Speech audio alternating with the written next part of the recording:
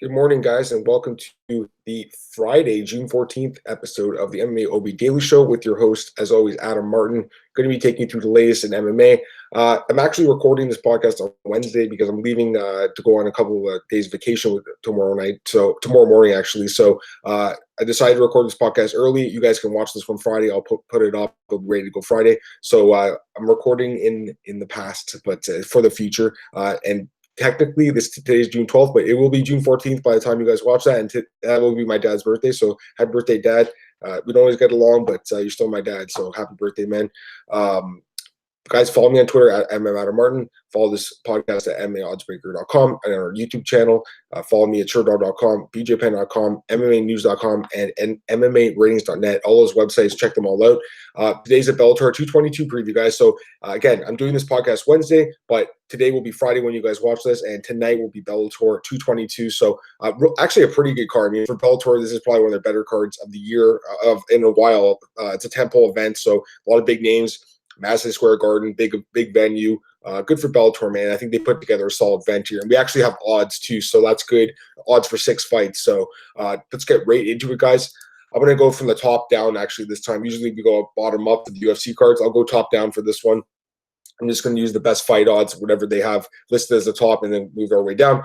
So main event of the evening, we all know what this is. Rory MacDonald defending the welterweight title against Neiman Gracie. It's also a tournament semifinal bout. First thing I want to mention is actually John Morgan on Wednesday reported that John Fitch is in New York and ready to weigh in for this fight. So by the time you guys watch the show, it's possible John Fitch could actually be in this fight and Rory MacDonald or even Grace is not in it. I don't think it's going to happen, but it is smart that they brought it back up in for whatever reason. Something could happen. We don't see Bellator do that very often, but in this case, I think it's very warranted, especially considering Rory's comments after his last fight against John Fitch. Getting into this fight, I like this matchup a lot. The odds opened at Rory MacDonald minus 145 and Neiman Gracie plus 105. At the time of the recording, minus 170 for Rory, plus 140 for Neiman. Really good fight. I think the odds are a little bit closer than I expected, to be honest. I mean, if that fight with John Fitch didn't happen, there's no doubt Rory would have been like a minus 300 favorite here. We saw the John Fitch fight. I thought he lost the fight. Not a good performance by him, but I'm not ready to write Rory off just yet. I still think that he's a great fighter. I do like him in this matchup. I think it's a good style matchup for Rory. As long as he keeps the fight on the feet, he should be able to easily beat Neiman Gracie on the striking department and outstrike him and probably win a decision here. He could get a stoppage. I don't know. I'm not sure if, again, it's going to depend how much fire Rory has. He is on the decline. There's no doubt about it. The Gagard fight was a bad performance. The Robbie Lawler fights, we can't forget those. Even the Sam Thompson fight, which a lot of people forget, was not a good performance.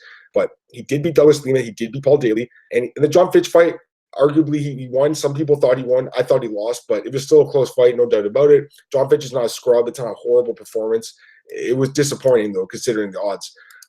I do like Rory in this fight, though, and I think there might be some value on him, to be honest. I think people are writing him off a little bit too soon. At the opening odds at minus 145, I would have been all over him. Minus 170, still not bad.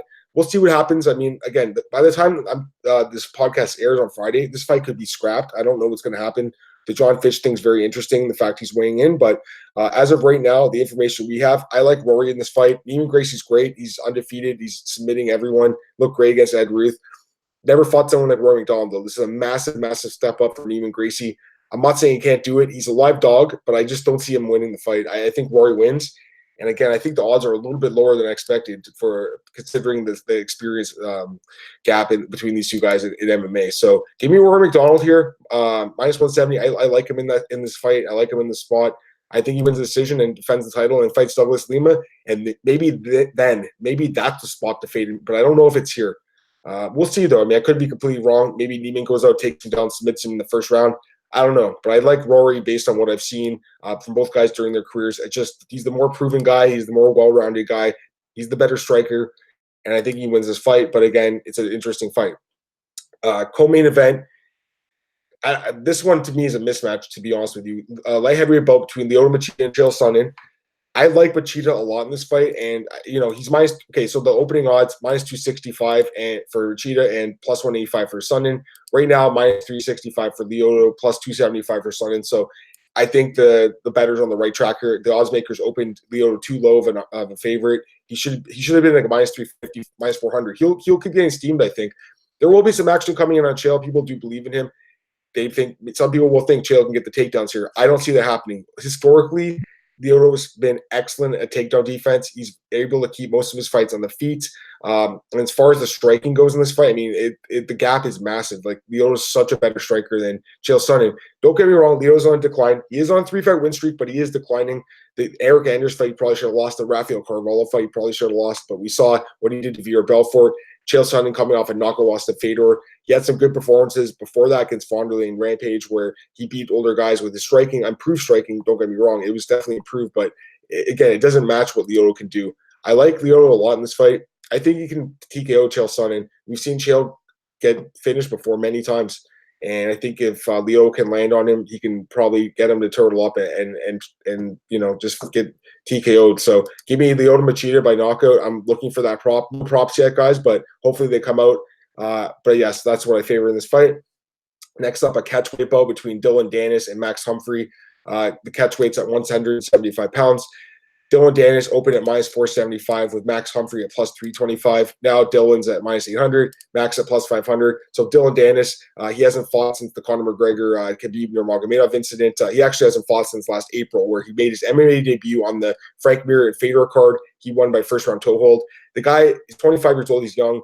Bellator loves this guy. I'm not completely sold on him as like a professional fighter that's an elite guy or anything by any means, but he's definitely a solid grappler. And, he's fighting a guy here who's lost 2 of his last 3 fights on the ground in Max Humphrey. This is a mismatch. I mean, this is a classic Bellator squash match. The odds are high for a reason. I expect Dylan Dennis to win the fight in the first round by submission. I don't see this fight going any other way. If he doesn't get the submission, sure, Max Humphrey maybe could make things interesting. Like we've seen, a couple of guys like Kimbo Slice Jr. Remember, he lost to Cody Browning, I think the guy's name was. It was kind of a surprise, right? He couldn't get the finish, and then he gassed out. So that could happen. That's why I wouldn't lay minus 800 in Dylan, because he only has 1 fight, and this other guy has 5 fights.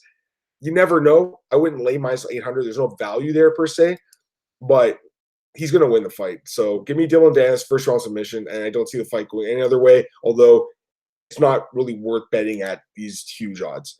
Next up, an interesting bantamweight bout here between Ricky Mendeas and Patrick Mix. So Bandeas, he's coming off a loss to Juan Archuleta, who we'll talk about in a second here. But before that, he beat James Gallagher, and I think he was on like a 5-fight win streak. He actually has a win over Merab Dvalishvili from earlier in his career in CFFC. So he's an interesting guy. Patrick Mix here, 10-0, making his debut in Bellator. All his fights previously in King of the Cage. His most notable win would be against Andre Ewell, who is in the UFC right now, who beat Henan Brow. So that's a pretty good win. Still, though, he's mostly fought very subpar competition in King of the Cage.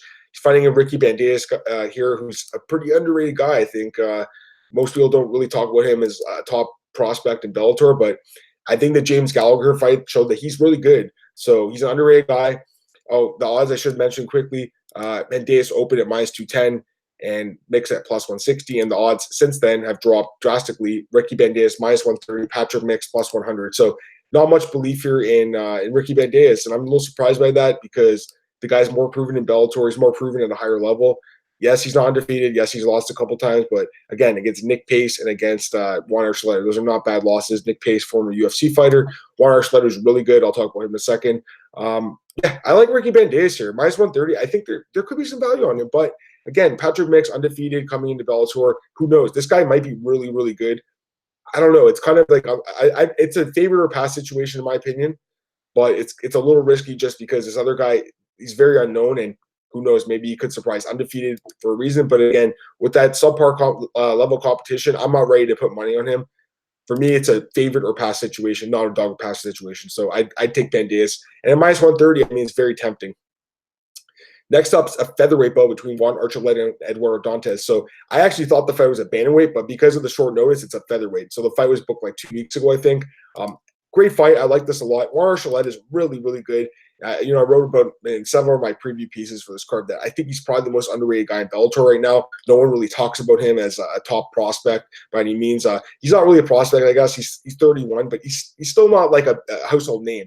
17-fight win streak. So the guy's good. He wins fights. He's 4-0 in Bellator, coming off a win again over Ricky Bandeas. He's looked really good. Eduardo Dantas beat Toby Masek in his last fight. Before that, had lost 2 straight fights. not the same guy he used to be. When he came in Bellator, I remember all those years ago on the Bjorn Rebney days, he was knocking everyone out. He was looking great. He had that Tyson Nam fight where he got knocked out, and everyone was like, "Oh, maybe he's not that good." Then he went back on a nice win streak, but since then, been very inconsistent. Lost a lot of fights. I've kind of lost belief in this guy as an elite guy. I don't know about the move to 145. At least Juan Archuleta, he's fought at 135, 145, and 155, so he's bouncing between weight classes. I like Archuleta here, though, guys. I really do. I think he wins this fight. Again, the odds I should mention quickly. Juan Archuleta opened at minus 165 with Dantes at plus 125. Right now, Archuleta is minus 250, Dantes plus 190. So it's been steamed up, but I still think he wins the fight. I think he'll be, it's already proven that he's a popular parlay pick this weekend. So mostly in Bellator cards, the favorites do win, and I expect this to be another situation where the favorite wins. So give me Juan Archuleta. I think he outpoints Dantes and wins the decision, although you can't, completely discount the possibility of a knockout here as well. And last but not least, as far as the odds go, I'll talk about the prelims in a second here, but this is a great fight. This is probably one of my most anticipated matches on the card. Bantamweight title fight, Darrion Caldwell against Kyoji Horiguchi. Darrion Caldwell opened at minus 135, Horiguchi minus 105. Currently, Caldwell minus 145, Horiguchi plus 115. So very interesting fight, a rematch.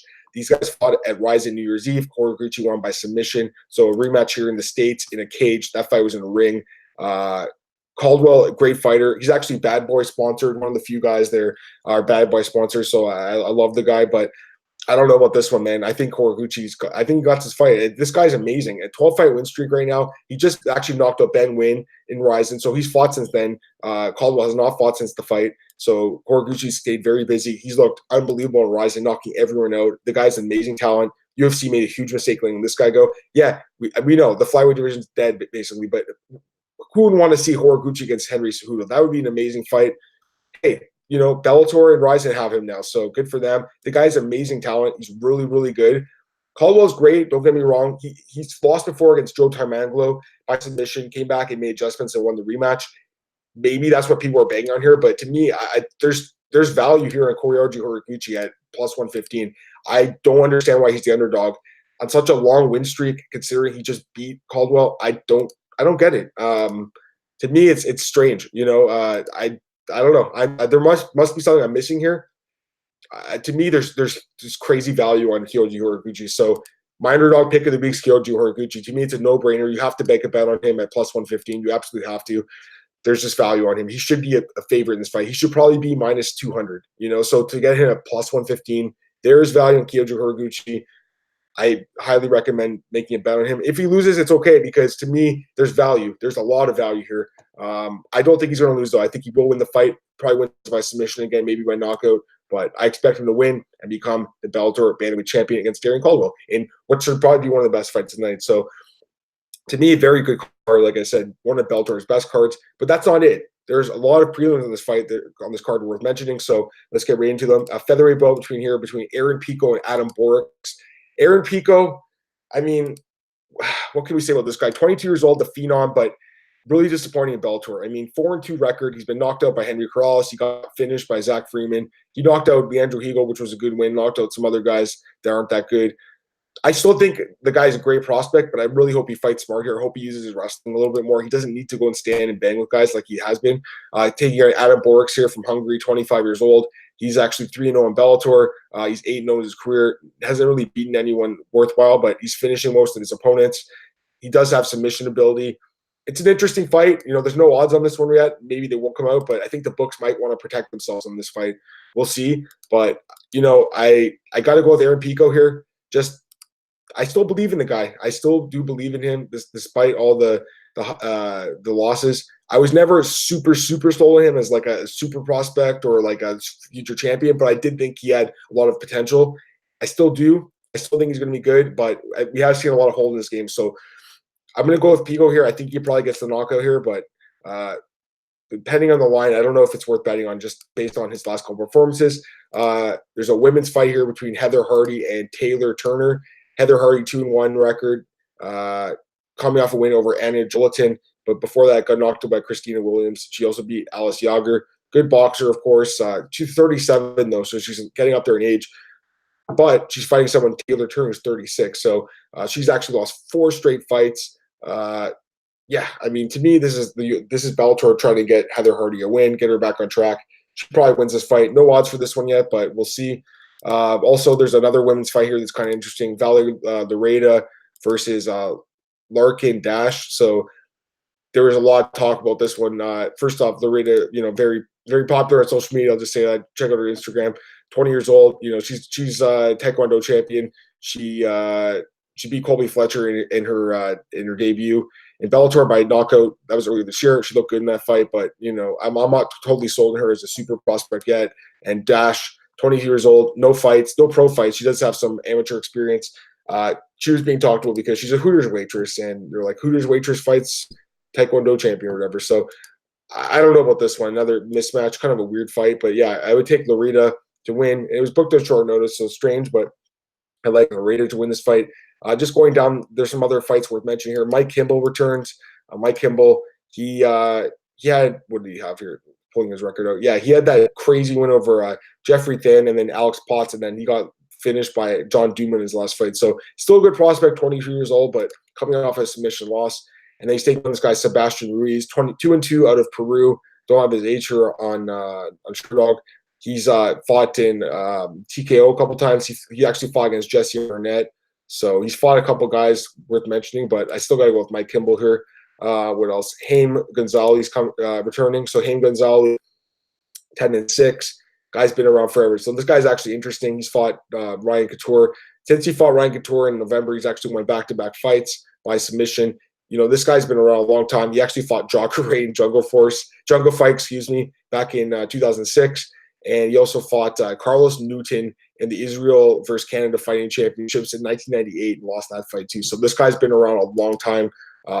He's taking on this guy, Gustavo Wurlitzer, 36 years old, so he's a little older too.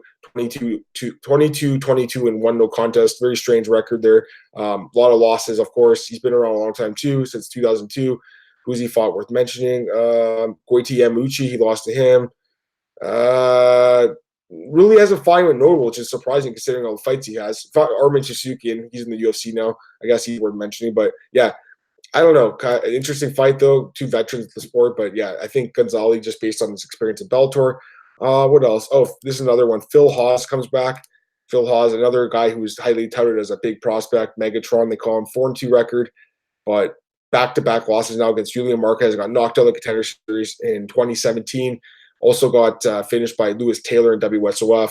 He had a couple wins before that. He was looking like a big prospect, but for whatever reason, just kind of flamed out here. Taking on Michael Wilcox here, 6-3 record. He lost to Carl Robertson in CFFC and then bounced back with a win over Christian Torres. 2017, though, he hasn't fought in a while.